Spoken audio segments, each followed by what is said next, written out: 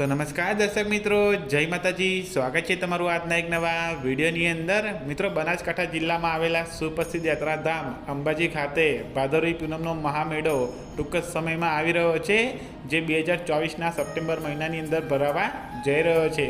આ મેળાની અંદર ગુજરાતના ખૂણે ખૂણેથી લાખોની સંખ્યામાં શ્રદ્ધાળુઓ પગપાળા સંઘ લઈને આવે છે અને દેશભરના ભક્તો અહીંયા દર્શન કરવા માટે ઉમટી પડે છે.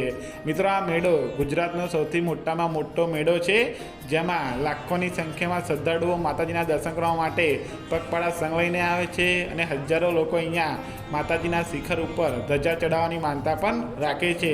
તો જે લોકો માતાજીની ધજા ચડાવવાની માનતા રાખતા હતા તે લોકો હવે ચેતી જાજો, અને જે લોકો લાંબી ધજાઓ લઈને માતાજીના મંદિરે આવતા હતા તે લોકો પણ આ વિડીયો જોઈને ચેતી જાજો, કારણ કે અંબાજી મંદિર ટ્રસ્ટ દ્વારા મંદિર ઉપર ધજા ચડાવવાના નિયમોમાં ફેરફાર કરવામાં આવ્યો છે અને નિયમો બદલી નાખવામાં આવ્યા છે, જેમાં અંબાજી આવતા તમામ માઈ ભક્તોને હવે નવી સુવિધા મળી રહે તે માટે અંબાજીના ટ્રસ્ટ દ્વારા નવા નિયમો લાગુ કરવામાં આવ્યા છે. મિત્રો, તમે સૌ જાણતા જ હશો કે આ ભાદરવી પૂનમના મેળામાં ગુજરાતના ખૂણે ખૂણેથી લાખોની સંખ્યામાં શ્રદ્ધાળુઓ મા અંબાના સાનિધ્યમાં પગપાળા સંઘ લઈને આવે છે અને ઘણા બધા માઈ ભક્તો માતાજીના શિખર પર ધજા ચડાવવાની માનતા રાખે છે, તો તે લોકો ધજાઓ લઈને પણ આવે છે. પરંતુ ઘણા બધા માઈ ભક્તો એવા હોય છે જે માતાજીના શિખર ઉપર ધજા ચડાવવાની માનતા રાખે છે, પરંતુ તેવા લોકો માતાજીની ધજા ઘરેથી નથી લાવી શકતા. તો હવે તેવા માઈ ભક્તોને ચિંતા કરવાની જરૂર નથી.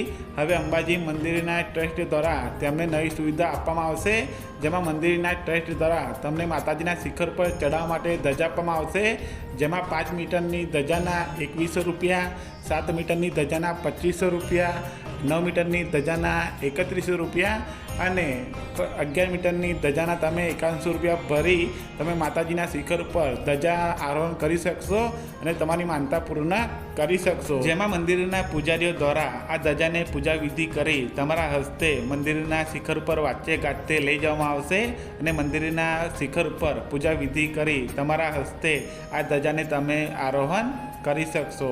તો મિત્રો, આ મંદિરના નવા નિયમ વિશે તમારું શું કહેવું છે તે કમેન્ટ બોક્સની અંદર અચૂક જણાવી દેજો. અને જે લોકો ભાદરવી પૂનમના મેળામાં ઘરેથી ધજા લઈને પગપાળા સંઘ લઈને આવે છે તે લોકો રાબેતા મુજબ મંદિરના શિખર પર ધજા ચડાવી શકશે. તો મિત્રો, આ હતો અંબાજી મંદિરના નવા નિયમનો ફેરફાર જે મેં તમને આગળ વિડીયોમાં જણાવ્યો. તો મિત્રો, આ નિયમ વિશે તમારું શું કહેવું છે તે કમેન્ટ બોક્સની અંદર અચૂક જણાવજો. અને આજનો વિડીયો તમને પસંદ આવ્યો હોય તો આ વિડીયોને એક લાઈક કરી આજના વિડીયોને વધુમાં વધુ મિત્રો સાથે શેર કરી દેજો અને કમેન્ટમાં જય અંબેમાં લખી દેજો. ને આ વખતે 2024ના ભાદરવી પૂનમના મેળામાં તમે આવવાના છો કે નહીં તે પણ કમેન્ટ બોક્સની અંદર અચૂક જણાવી દેજો. અને આવા નવા રોમાંચક અને અદ્ભુત વિડીયો જોવા માટે આપણી યુટ્યુબ ચેનલને સબસ્ક્રાઈબ કરી લેજો અને બાજુમાં આપેલા બેલ આઇકનને પણ દબાવી દેજો. તો ચાલો મિત્રો, આપણે મળીશું એક નવા વિડીયો સાથે. ત્યાં સુધી તમે તમારું ધ્યાન રાખજો. તો ચાલો મિત્રો, જય અંબે.